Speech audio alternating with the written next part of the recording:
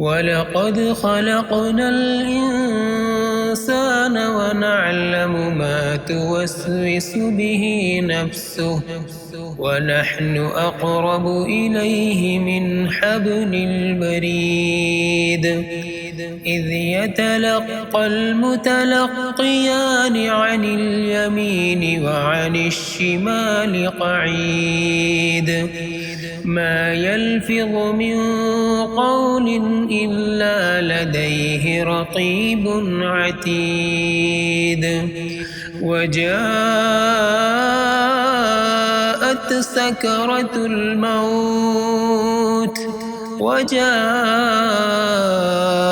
سكرة الموت بالحق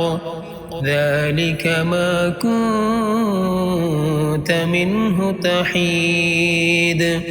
ونفخ في الصور ذلك يوم الوعيد وجاءت كل نفس معها سائق وشهيد لقد كنت في غفلة من هذا فكشفنا عنك غطاءك فبصرك اليوم حديد.